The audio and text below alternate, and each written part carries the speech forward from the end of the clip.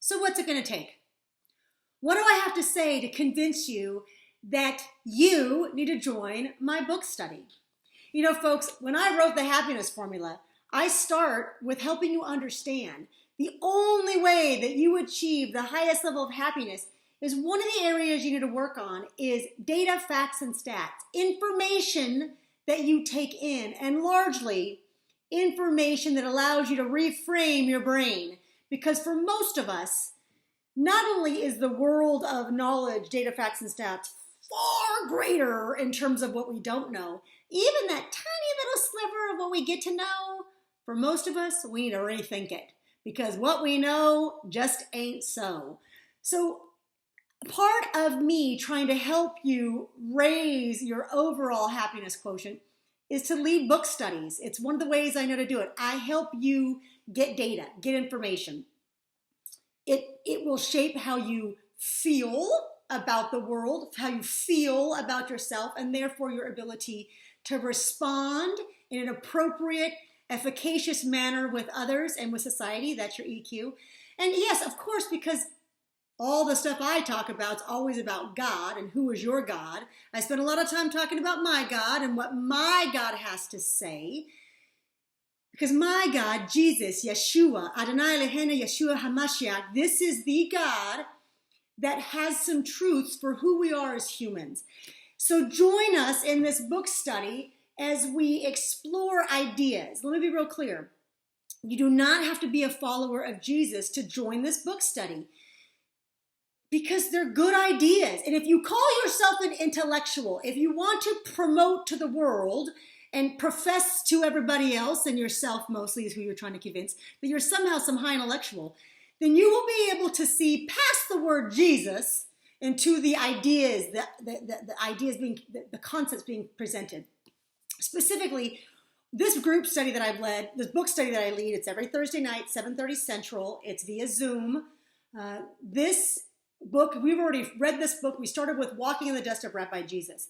Lois Torberg, go to her site, myrabbijesus.org. Go to Lois Torberg's site to get the book, order from her, pay directly to the author, please. I'm an author. We believe in getting paid for what we put out there.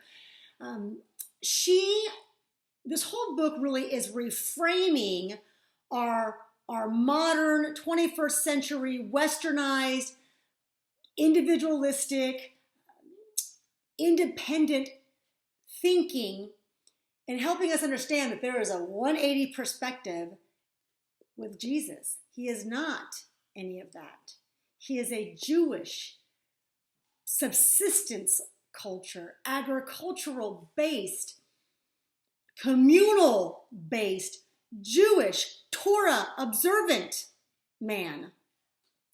Therefore, and everybody who wrote that Bible is the same in terms of they are a first century agrarian, subsistence living, communal based, Torah observant scholar. They are writing from a perspective that is 180 from ours.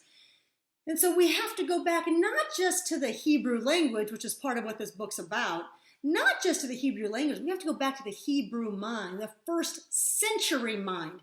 So Hellenized Judaism of today doesn't totally help us. We have to go back. When you think about that, what she's presenting, again, I'm speaking to you intellectuals who don't know Jesus at all and are not interested. Reading this book will help you realize that there is a whole lot in society that causes conflict between peoples, not because we're not dealing with the same facts, because we look at the facts differently.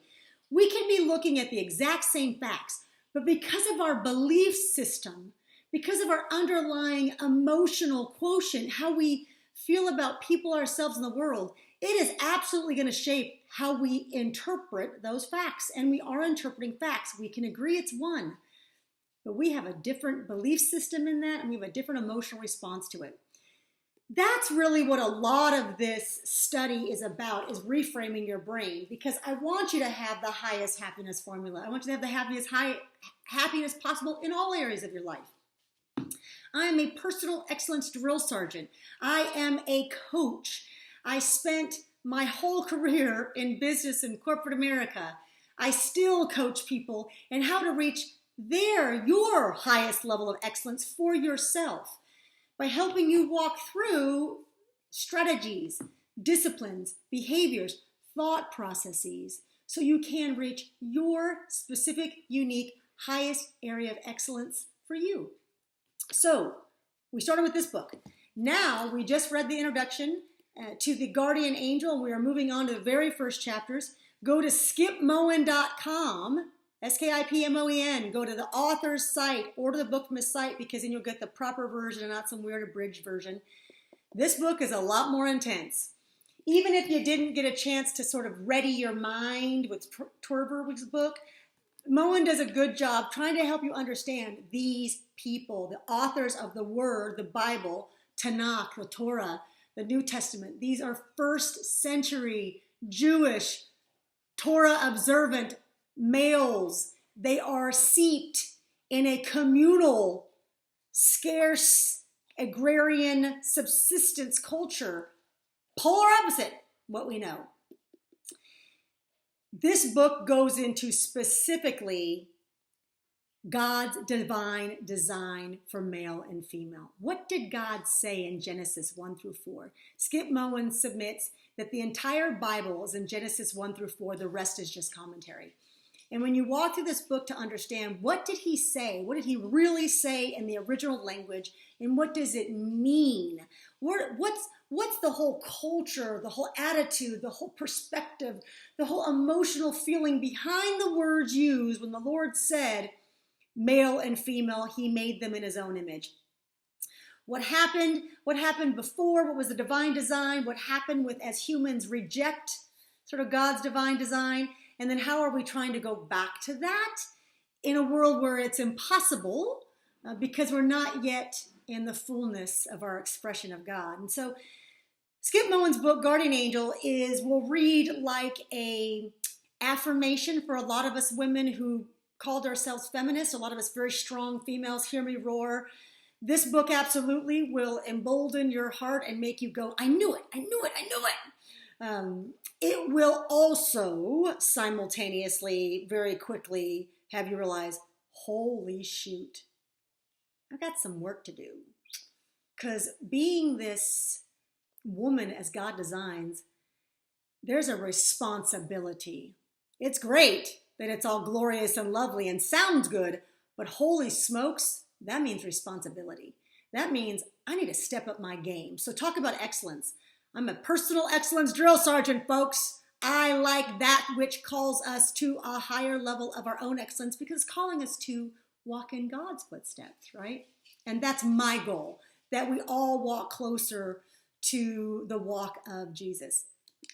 This book, Guardian Angel, will be affirming for women who needed to hear some different language they don't get in society and they don't get in the churches and they don't get in their homes and they don't get with their girlfriends or their boyfriends or whomever. It will be affirming for marriages. It reads like a marriage manual a little bit. It's phenomenal. If you are thinking about getting married, want to be married, are married, you have got to read this book. Both male and female of that union need to read this book. Darn good book for understanding why it is that we struggle so much in our marriages. Why is it that 50% of all unions collapse? What is going on? It's because we don't know who we are. It doesn't matter how many marriage manuals you read. If you don't know who you are, you can't go that deep with those. You're never going to quite work. So it's a bit of a marriage manual. It absolutely is a call to males. I'm married to a great man. I raised a great young man. I love my father. I love my brothers. I have a bunch of male friends that are just dear to me. I love them deeply. I want you to succeed. I want you to flourish. This is a book that you need. Not so we can beat you up when you aren't telling it right, because then you'll feel better about who you are so you can be man and not what society is trying to make you. I do not want you to be more female. You're not to be more female. Be male. We're in a day and age where boys are told to act like girls. They're boys. They want to shoot guns and they want to rough house. A few of you maybe not, but the majority of you all do. You're crazy, you're hyper, you're kind of insensitive.